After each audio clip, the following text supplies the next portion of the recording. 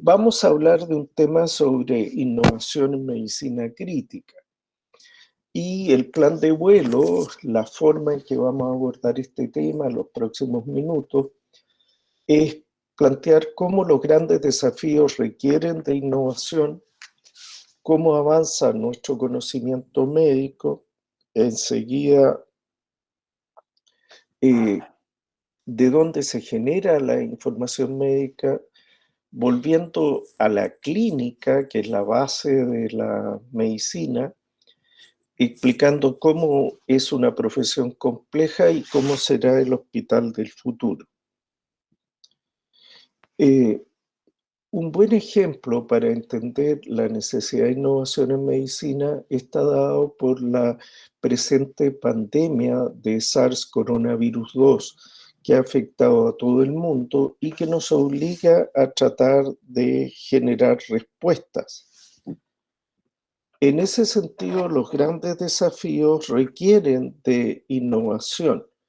Por ejemplo, hemos tenido que innovar en la forma de intubar, generando este tipo de cámara atrapa aerosoles que se han ido perfeccionando, generando diferentes puertas de entrada para los colaboradores durante la intubación y faldones de silicona que permiten atrapar más aerosoles o máscaras para evitar que el personal de salud se contagie durante la intubación endotraqueal, o incluso videolaringoscopio hechos en impresoras 3D utilizando una cámara de fibra óptica conectada simplemente a un celular. Todo esto hemos estado trabajando durante este periodo en nuestro centro y son formas de dar una respuesta rápida.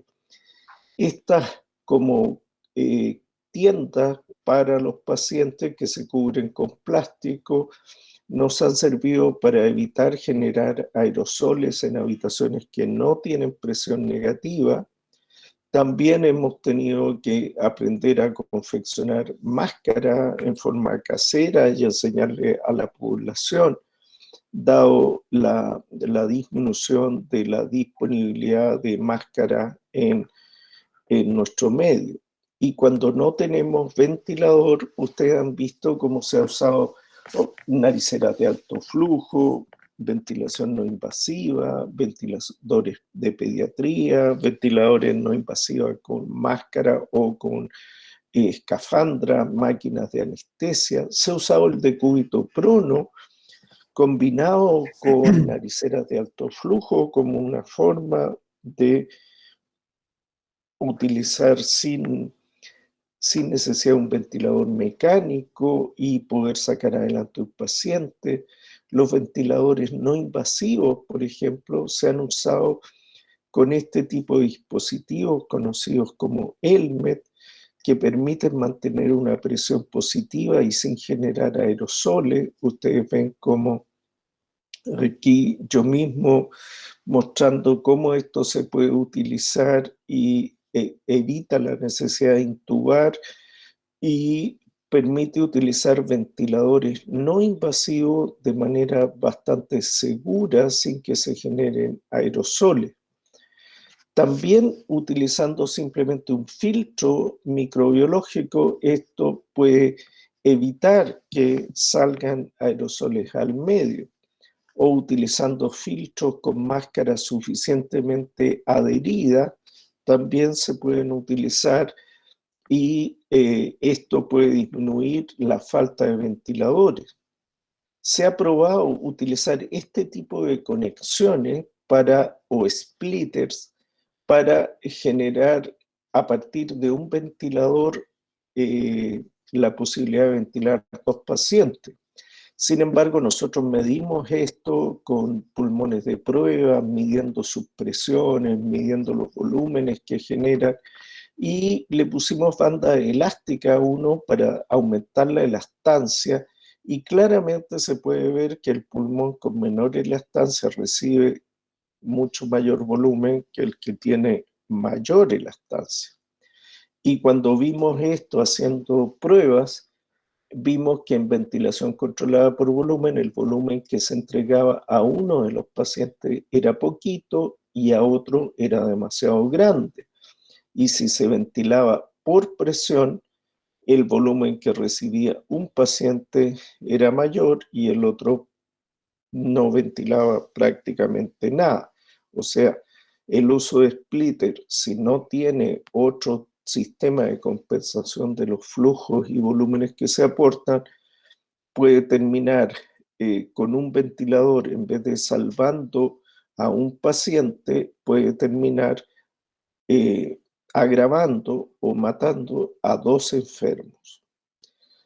Hemos probado también con ventiladores de fabricación a partir de equipos ya existentes y con controles, y esto está en pleno desarrollo en nuestro país. En cuanto al control de imágenes, hemos visto cómo puede ser difícil mover a pacientes a escáner o a radiografías en el servicio de rayo todos los días, entonces estamos usando equipos de ultrasonido para controlar su imagen, y también esto que es bioimpedancia eléctrica. Hacemos tomografía por bioimpedancia eléctrica al lado de la cama del enfermo y vemos cómo cambian los volúmenes pulmonares en la medida que utilizamos diversas programaciones de ventilación. Otra de las cosas que utilizamos es el uso de realidad virtual para los pacientes conectados, ¿no es cierto?, a todos estos equipos, que les permite tener una imagen más relajada y placentera, o contacto con imágenes de su familia mientras están aislados y enfermos. También hemos utilizado diferentes formas de ventilación, como ventilación percusiva a alta frecuencia, que permite un manejo de secreciones diferentes. Ustedes pueden ver cómo empieza poco a poco a eliminarse las secreciones con este sistema.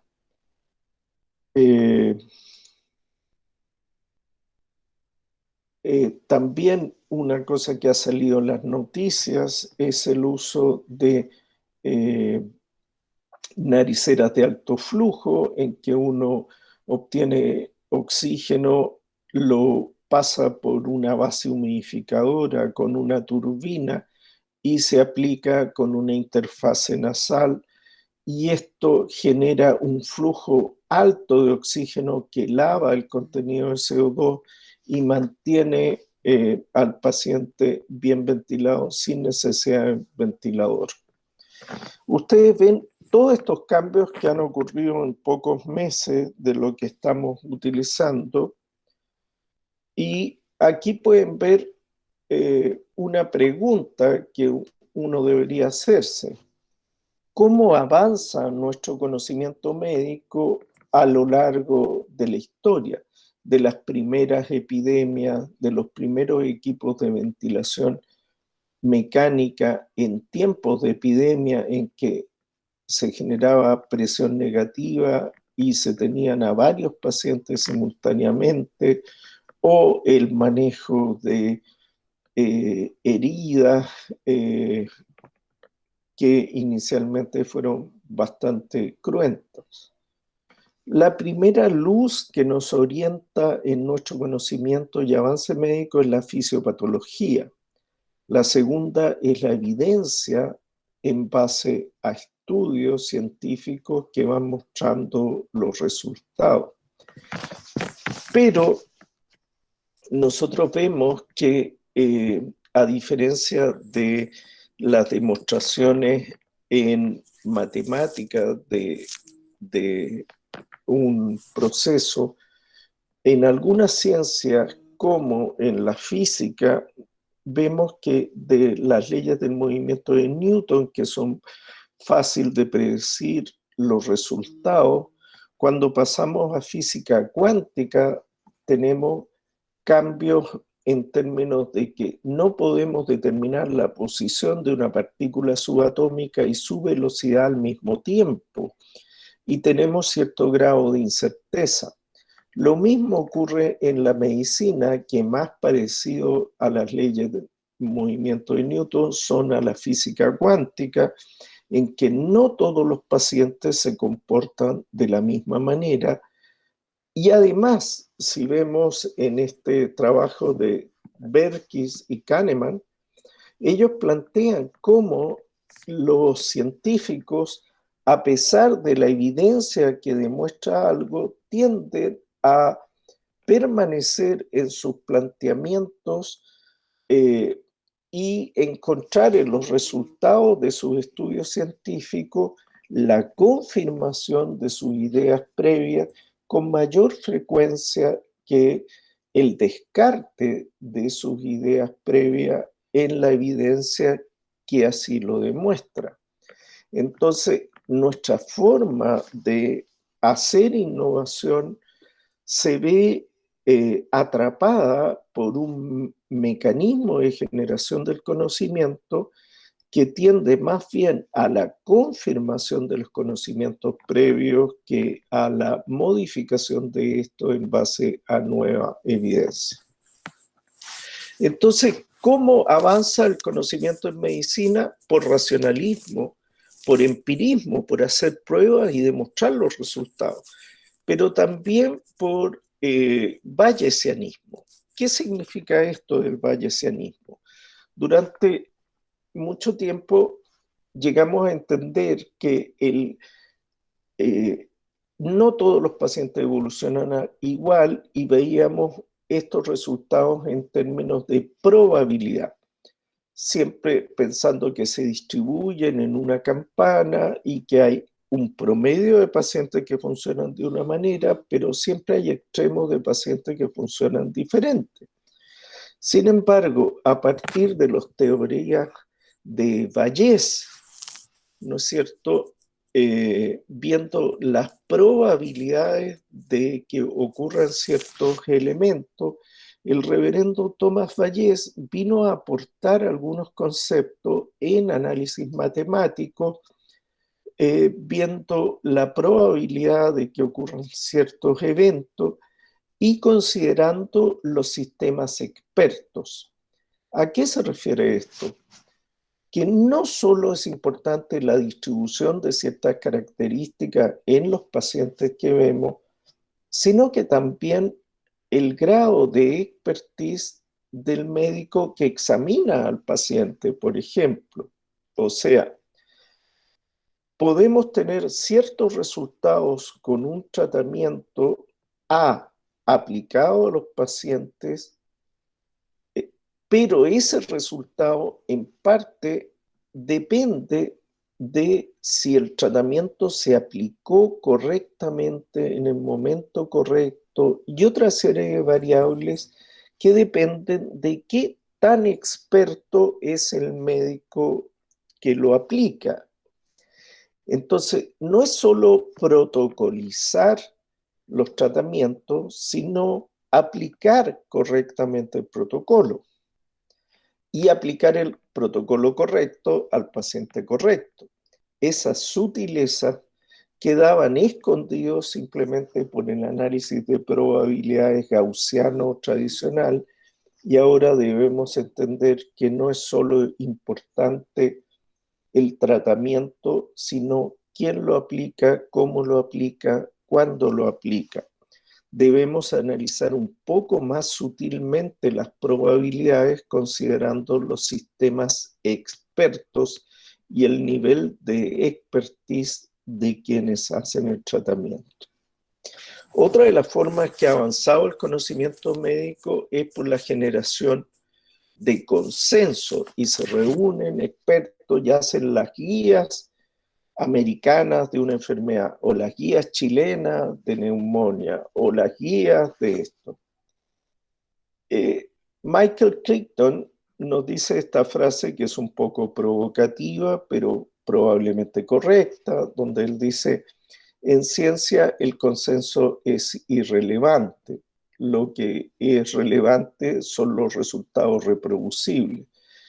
La verdad es que los grandes científicos de la historia son grandes precisamente porque quebraron el consenso preexistente. No existe tal cosa como una ciencia del consenso. Si es consenso, la verdad es que no es ciencia, y si es ciencia, no es por consenso, punto. La verdad es que lo que importa es la evidencia, no el consenso. ¿Cómo se maneja la información en el hospital? La verdad es que en 1920 se manejaba en fichas clínicas y en el año 2020 se maneja en fichas clínicas, y esto mientras la información de nuestra cuenta corriente se maneja diferente, la entrega de paquetes ha cambiado en forma importante, el manejo de información de vuelos, de viajes de auto, manejan de una manera mucho más moderna. Probablemente la tendencia en los hospitales es hacia una informatización de los datos médicos. Y esto genera eh, registros médicos electrónicos y una gran cantidad de información con una nube de grandes datos que, si se procesan adecuadamente, podría generar investigación científica en línea utilizando los datos disponibles y no solamente realizando estudios prospectivos randomizados, sino analizando con cuidado las grandes bases de datos existentes. Por ejemplo, en el tercer consenso internacional sobre sepsis, el sepsis 3, se utilizaron análisis de bases de datos electrónicas de información de los pacientes y se avanzó mucho en la definición de sepsis basado en lo que llamamos Big Data. En este grupo de colaboradores, el Latin American Critical Care Trial Investigator Network, donde participa gente de diferentes países del mundo y con la colaboración del grupo de investigación de Canadá, New Zealand, Estados Unidos y Europa, hemos trabajado en aplicar estos conceptos de colección de datos informatizados como una nueva forma de generar conocimiento. Aquí tienen un ejemplo de cómo un amable recordatorio sobre la pertinencia de las transfusiones llevó rápidamente a disminuir a menos de 1.000 transfusiones menos en 3 meses y una disminución a 1/3 prácticamente de las complicaciones asociadas a transfusiones, simplemente por dejar un recordatorio electrónico. Los sistemas mal diseñados electrónicos pueden, por el contrario, aumentar la mortalidad, como se ve en este estudio publicado en una revista de pediatría. Otra de las formas de generar apoyo basado en informática es el uso de la telemedicina. Y ustedes pueden ver cómo hoy en día en Chile, por ejemplo, para alguna de las patologías auge, se toma un electrocardiograma en un consultorio, este es enviado por telemedicina y analizado por un especialista en cosas de minutos, y se puede apoyar el diagnóstico electrocardiográfico, el diagnóstico de imágenes o incluso la consulta frente a un paciente complejo, sin necesidad de tener al superespecialista en cada lugar donde hay un enfermo, pero sí tener simplemente un sistema de conexión a distancia. En cuidados intensivos, vean ustedes cómo al analizar múltiples trabajos utilizando telemedicina en unidades de cuidados intensivos, que no podían tener superespecialistas en medicina intensiva en cada una de sus unidades, aplicaron telemedicina y vean cómo en estos trabajos el resultado neto es una tendencia a la reducción de la mortalidad simplemente utilizando telemedicina. Pero al final del día siempre volvemos a la medicina clínica, examinar a los pacientes, tocar la piel, mirar los ojos, observar cómo respira.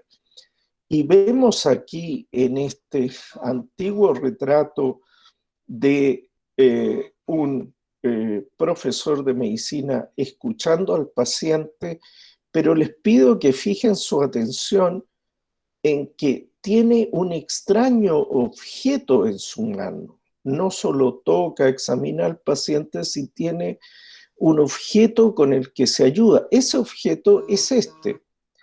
Es el primer estetoscopio de la historia, hecho con madera y con caucho, y que le permitía aislar y amplificar un poco los sonidos pulmonares y cardíacos del paciente. Esto se fue perfeccionando y llegamos a los modernos estetoscopios y decimos que el examen físico tiene 4 etapas: inspección visual, palpación con las manos, percusión, y al percutir uno siente las vibraciones que genera nuestra percusión y también el sonido que genera esta percusión, y auscultación finalmente. ¿Sigue siendo eso cierto en el año 2020? ¿No será que hay, así como en su momento el estetoscopio vino a ser un avance, hoy en día hay otros métodos al lado de la cama del enfermo, como el ultrasonido, que viene a expandir el examen físico? En este interesante trabajo publicado en Chest, se ve la, la presencia de neumotórax, la presencia de aire fuera del pulmón, dentro del tórax, en radiografías con 162 radiografías. En 20 de ellos se veía neumotórax y en 142 no se veía neumotórax. A estos pacientes, el médico al lado de la cama, con un simple equipo de ecografía, le hace un examen de ultrasonido y efectivamente 128 de ellos no tenían neumotórax, pero en 14 de ellos parecía haber neumotórax, que se confirmó en 13. O sea, solo 20 neumotórax se diagnosticaron por radiografía y 13 más estaban pasando totalmente desapercibidos si no se hubiera usado el ultrasonido.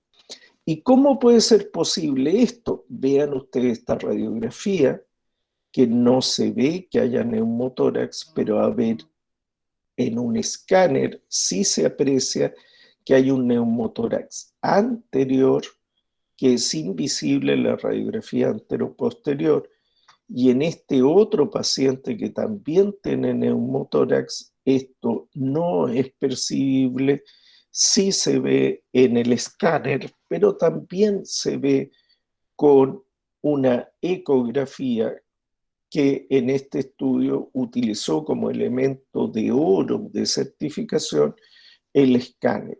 Pero la ecografía al lado de la cama del paciente, como parte del examen físico del paciente, entrega muchísimo más información incluso que la radiografía de tórax. Pareciera que el examen físico en el año 2020 ya no son 4 etapas, sino que el médico de hoy, moderno, debería complementar con la sonorización del paciente con ultrasonido. Y hoy en día, como en su momento el estetoscopio fue un avance, hoy en día el nuevo estetoscopio parece ser el ecógrafo, que incluso se puede conectar simplemente a un teléfono inteligente y completar el examen de los pacientes. Tenemos que generar ambientes inteligentes, ambientes eh, que favorezcan, ¿no es cierto?, la, de manera proactiva en la vida diaria y especialmente dentro de los hospitales.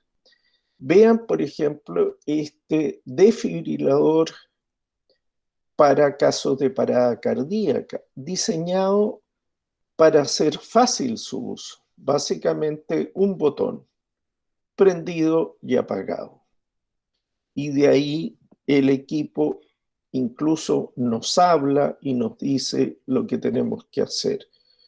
¿Y qué resultó con esto? Viendo pacientes que se resucitaron, vean el grado de desfibrilaciones realizadas por personas que nunca habían usado previamente un desfibrilador y no tenían ningún tipo de entrenamiento en resucitación, que en el 55% de los casos fue realizado con éxito.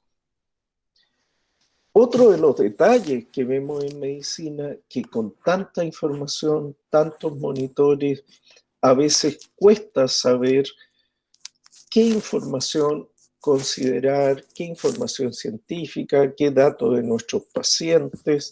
Es como el relojero loco que tiene tantos relojes que al final está confundido y no sabe qué hora es. Tenemos informaciones de los monitores, informaciones de las fichas clínicas y tenemos personal sanitario que recibe múltiple información y debe tomar decisiones sobre el estado de su paciente y cómo manejarlo. La verdad es que el manejo de información es importante y es crítico en diferentes profesiones. Y hay trabajos complejos como puede ser un piloto de avión. Un piloto de avión sin duda enfrenta un trabajo complejo. Y veamos qué tan complejo es el trabajo de este señor. Si usted ve, tiene que tomar básicamente 3 decisiones en poco tiempo. ¿A qué velocidad llevar su avión? ¿A qué altitud llevarla? ¿Y con qué curso? Esas son básicamente el 3 campos de decisiones que debe ir tomando en poco tiempo. Cuando vemos lo que se tiene que tomar en cuenta en cuidados intensivos o en emergencia, y coloco esta foto de una serie de televisión sobre una unidad de emergencia. Obviamente los personajes que aparecen allí se ven más esbeltos, saludables y atractivos que cuando ustedes llegan a una UCI y lo estoy esperando yo, pero bueno, esa es la ventaja de la serie de televisión. Los médicos tenemos que tomar no solo 3 decisiones, sino más decisiones. Si sedamos a un paciente, con qué lo sedamos, si va a cirugía o no, drogas vasoactivas o no, nutrición parenteral, qué fracción inspirada de oxígeno, diálisis, si usamos antibióticos, ventilación mecánica, cómo la programamos, qué nivel de oxígeno, qué nivel de presión, si intubamos o no intubamos, si regulamos la temperatura, si hacemos hipotermia, si usamos ventilación no invasiva. El árbol de decisiones es un poco más complejo. Y si vemos en ese contexto, ¿cómo nos plantearíamos el hospital del futuro? Bueno, el hospital del futuro debería ser un hospital que tenga un ambiente inteligente, donde el factor humano sea considerado en la ingeniería del hospital y se hagan equipos ergonómicos, equipos amigables de un solo botón de prender y funcionar, donde si queremos que la gente se lave las manos antes de examinar un paciente, la puerta del paciente esté conectada con el lavamanos. Entonces, si usted se lava las manos, la puerta se abre. Si no se lava las manos, la puerta no se abre, por ejemplo. Donde haya una cultura de la seguridad para proteger a los pacientes en un medio de gran complejidad y donde tenemos que asegurar, como en los vuelos de avión, que hay listas de chequeo, también tienen que hacerse listas de chequeo en cada procedimiento de los hospitales. Recordar que menos es más. A veces hacer muchas cosas lo único que hace es agregarle complicaciones a los enfermos y no beneficio.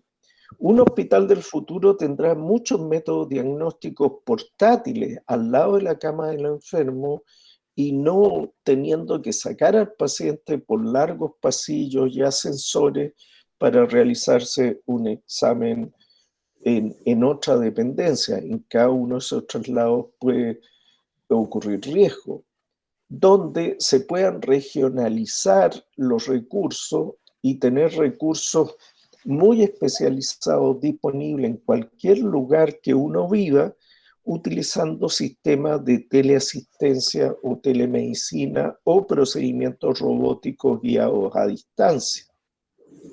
Una medicina que esté centrada en el cuidado del paciente y de su familia, humanizada como elemento central del quehacer, y donde los pacientes no necesariamente se mueran hospitalizados en una cama de hospital, sino donde los pacientes que están en cuidados intensivos puedan ser derivados hacia cuidados de rehabilitación, incluso en su propia casa, donde los cuidados intensivos vuelvan a su raíz más humana y comprometida con los pacientes y no sean solo tecnológicas, sino que la verdadera medicina y la verdadera innovación no pierda nunca su centro en el ser humano. Y con esto, en este tiempo de innovación, pero también de epidemia, le quiero dar las gracias por esta oportunidad de compartir con ustedes acerca del esfuerzo constante que estamos haciendo por innovación en medicina y en medicina crítica. Realmente ha sido una conferencia magistral, Sebastián. Lamento que no me oigas, después te retroalimento. No lo presenté bien al doctor Sebastián Ugarte. Él se desempeña como jefe de pacientes críticos de Clínica Indisa y es director del programa de medicina intensiva del adulto mayor en la Universidad Andrés Bello. Ha ocupado cargos directivos en sociedades médicas de su especialidad y es conferencista permanente en instancias nacionales e internacionales. Autor y coautor de varios libros, de los cuales yo tengo uno, sobre su especialidad médica, siendo un aporte permanente a la comunidad científica. Su amplia experiencia clínica y docente nos ha permitido ya en esta jornada en la formación práctica y médica en conjunto con el uso de la innovación como precursor. Debo decir que estoy muy orgulloso de haber sido compañero de curso en el colegio con el doctor Ugarte, lo cual me tiene sumamente contento de haber podido ahí planificar con la señora Paola Vieite esta conferencia. Ya, bueno, consultas. Hola, doctor, ¿cómo estás? Muy buenas, María Paola Vieites, académica de la Facultad de Medicina. Nosotros contarle que estamos avanzados un poco en lo que ustedes estaban presentando. Diseñamos un... Tienes que acercarlo un poquito más. Ya. ¿Ya? Estamos diseñando, ¿cierto? Ya diseñamos un videolaringoscopio mi impresión 3D en la facultad, en conjunto con los anestesistas, anestesiólogos y médicos intensivistas de la red de salud. También diseñamos una nueva cámara ergonómica, ¿cierto?, para la atención y la intubación de los pacientes. Tenemos un centro de simulación en nuestra facultad apoyando a la red de salud, pero la preocupación de nosotros en el fondo es alineándonos con los componentes bioéticos y no, ¿cierto?, traspasar estos límites tan delgados que a veces se encuentran en este afán de innovar. Y eso es más que nada la consulta, cómo abordar esto. Sí. ¿Cómo se debe abordar esta vorágine de innovación con la bioética y la seguridad del paciente?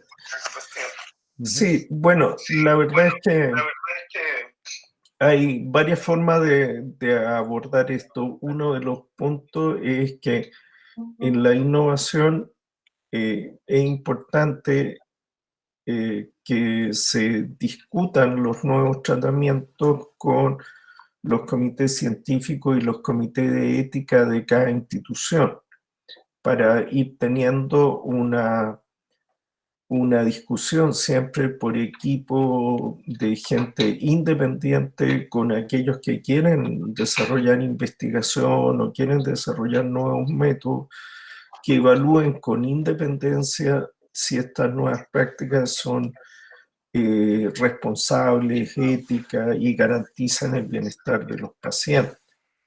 Entonces, tomando esos cuidados, uno puede ir adelante. Esto es especialmente complejo en tiempos de pandemia y la mayoría de los países ha generado facilidades para investigar rápidamente. Lo ha hecho Estados Unidos, lo ha hecho Europa. Desgraciadamente Chile no tiene establecido sistemas rápidos de respuesta y los comités de ética demoran bastante meses en poder autorizar una investigación. Esto es complejo porque a veces la epidemia en su conjunto puede que dure 5 meses y si obtener una aprobación de un comité de ética demora varios meses, se va a llegar tarde y mucha gente se puede ver perjudicada por no haber recibido una terapia eventualmente útil en el momento oportuno. Una de las formas de solucionar eso, pero tampoco caer en el extremo de que no se haga ninguna investigación, es proponer antes de que venga una epidemia protocolos de investigación con algunas terapias estándar y tenerlos preaprobados para la próxima pandemia, de manera de que se postulan tratamientos, por ejemplo, genéricos con corticoides, con algunos antivirales, etcétera, que no necesariamente van a ser los mejores tratamientos, pero se tienen preaprobados y en caso de ocurrir la epidemia, se activa el reclutamiento de pacientes con un protocolo prediscutido en frío. Eso tiene muchas limitaciones, desde luego, pero es una de las formas que a nivel internacional se ha planteado. Ustedes deben recordar que mientras lidiamos con esta presente pandemia de SARS coronavirus 2, en India está ocurriendo un brote de virus Nipah. El virus Nipah es un virus RNA de cadena simple que ha sido contagioso para el personal sanitario que atiende, que su origen es en murciélago, ya les sonará familiar esto, y es capaz de producir una falla respiratoria muy importante, un distrés respiratorio y una encefalitis. Este virus Nipah ha producido algunos brotes que se han contenido en Asia y en el subcontinente indio, y ahora hay un brote en India. con la facilidad de transporte que generalmente hay, es fácil que un nuevo virus que comienza como una zoonosis se transmita a humanos y se transmita entre humanos y se genere la próxima pandemia. El tiempo entre pandemias se va acortando. La última gran pandemia fue el año 2009 y ahora en el 2020 tenemos esta. Quizás la próxima no va a ser en 11 años más, sino que puede que sea en 3 o 4 años más. Una vez que logremos lidiar con esta que todavía están dando, entonces quizás la próxima pandemia puede ser por H5N1 o por H7N9 o por virus Nipah del que estamos hablando.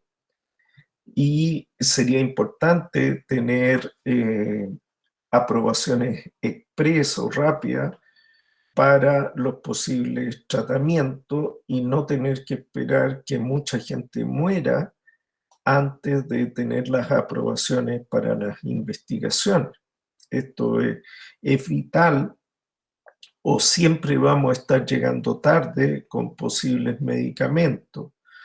Ustedes ven cómo, por ejemplo, en Chile, que estamos probando ivermectina, ha sido bastante lento y engorroso,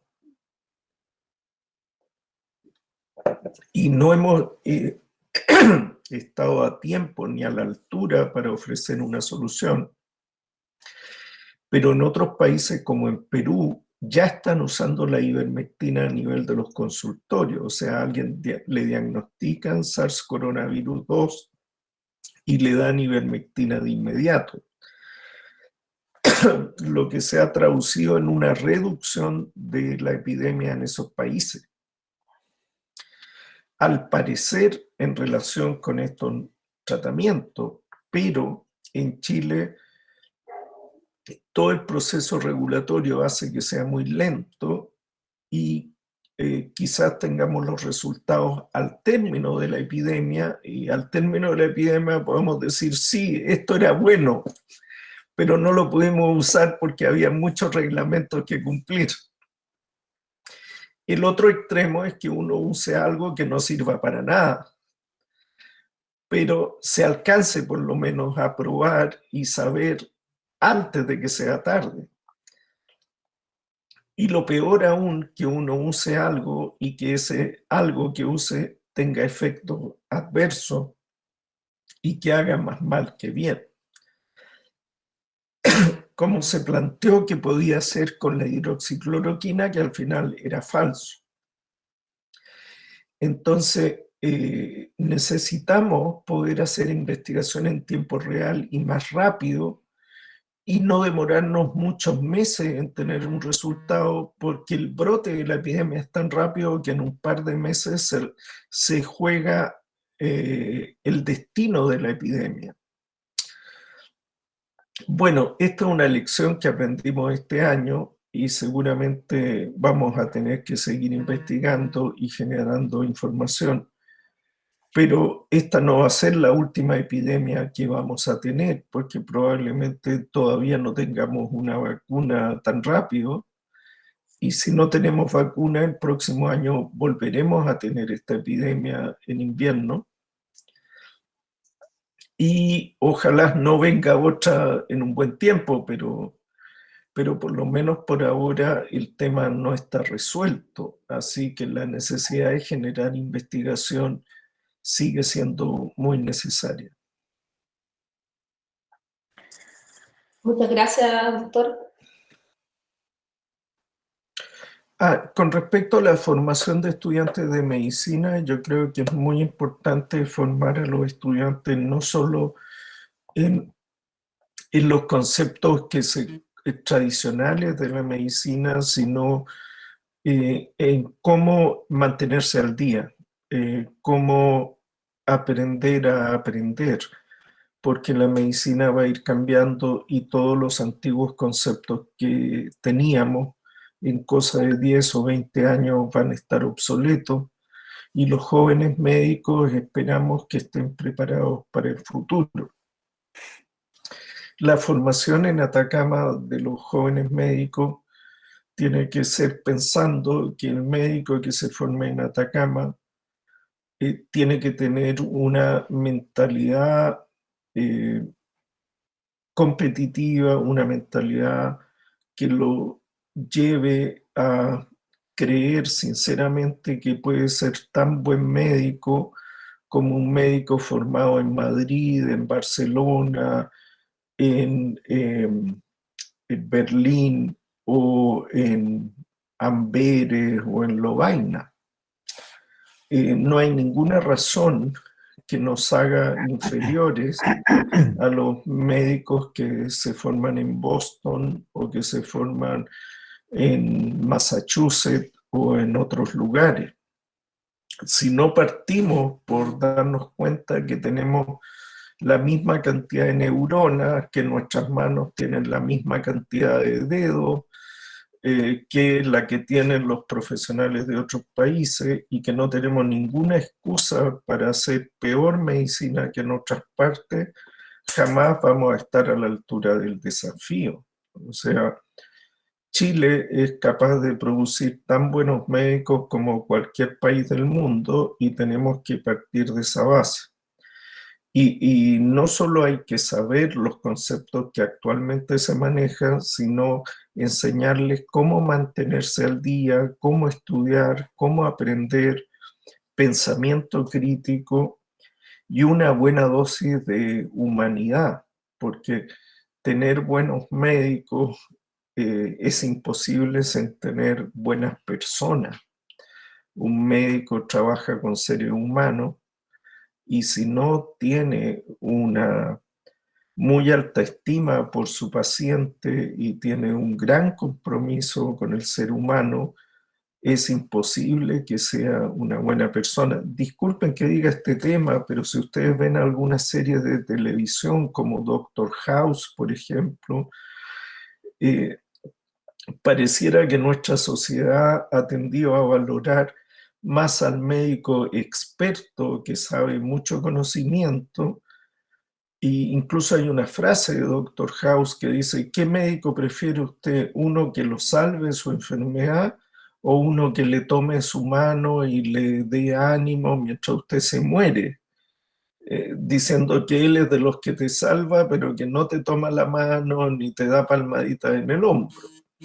La verdad es que yo creo que ese concepto es erróneo.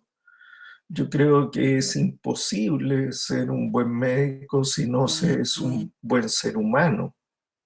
Y que en medicina no es mecánica. Uno puede tener un mecánico que sea muy pesado, pero que arregla bien los autos.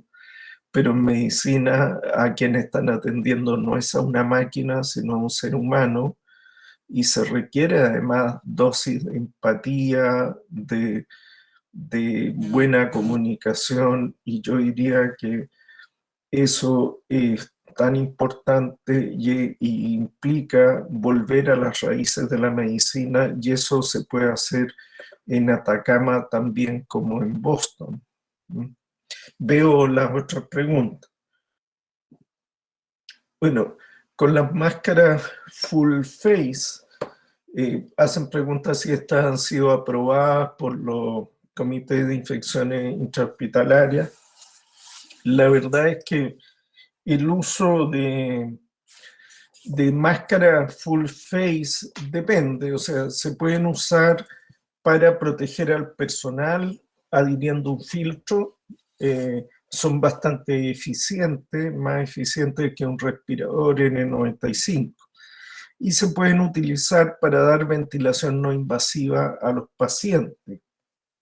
La verdad es que en situaciones que no se cuenta con un ventilador mecánico invasivo pesado, utilizar un dispositivo que permite salvar una vida, no hay lugar a dudas de que primero está salvar la vida que los trámites de aprobaciones. La Organización Mundial de la Salud, si ustedes leen la guía, y la Organización Panamericana de la Salud recomienda el uso de estos dispositivos en habitaciones bien ventiladas y, si es posible, con presión negativa. Yo creo que con eso es bastante contundente. Obviamente lo ideal sería tener habitaciones con presión negativa en todos los lugares, pero eso no siempre es posible. Hay otra pregunta que le estoy abriendo. ¿Cómo considero que ha sido la entrega de información por parte de las autoridades? ¿Existe comunicación de riesgo? La verdad es que en esta pandemia ha sido difícil la entrega de información para todo el mundo. Ustedes ven que autoridades de diferentes lugares del mundo muchas veces han tenido problemas en poder entregar una información porque el nivel de conocimiento sobre este virus se ha ido creando sobre la marcha. O sea, este era un virus que no existía en esta variedad hace un año atrás. Se identificó a fines de diciembre, en enero se conocieron más cosas, después febrero, marzo, se fueron conociendo más datos. Entonces, nuestros conceptos sobre el virus se han ido creando, y en la misma medida que se han ido creando, algunas ideas que se tenían han ido cambiando. Las autoridades de salud en Chile han entregado información, han tenido cosas que han entregado muy bien, otras que no han entregado tan bien, y yo creo que es parte del proceso que se ha vivido en medio de una pandemia de un virus desconocido y que se ha ido conociendo de a poco. Yo creo que el momento de las críticas a las autoridades no es en medio de una epidemia. Yo creo que en medio de una epidemia la actitud responsable de los médicos es estar alineados todos en una estrategia común para tratar de disminuir las muertes y la enfermedad. Y pasado ese momento se puede analizar todos los datos y ver qué cosas funcionaron mejor, qué cosas peor. Pero en medio de una batalla, si fuéramos como un ejército, esto no es una batalla, y mucho se ha dicho que no hay que usar lenguaje bélico, pero como un ejemplo, o un partido de fútbol, es como ustedes quieran. Si cada uno de nosotros tiene su propia estrategia y uno quiere ir por acá, otro por allá y otro por allá, al final el resultado es un desastre. Entonces, tenemos que estar alineados, seguir las instrucciones de una autoridad central, por mucho que nos guste o nos disguste, pero así tiene que hacerse. Y pasada la epidemia, analizaremos los resultados y veremos las cosas que mejor funcionaron y las que peor funcionaron. Yo creo que eso es lo ético y lo responsable. No sé, de alguna manera virtual, darle un aplauso al doctor Sebastián Ugarte Diego, que esta mañana Muchas gracias, muy amable.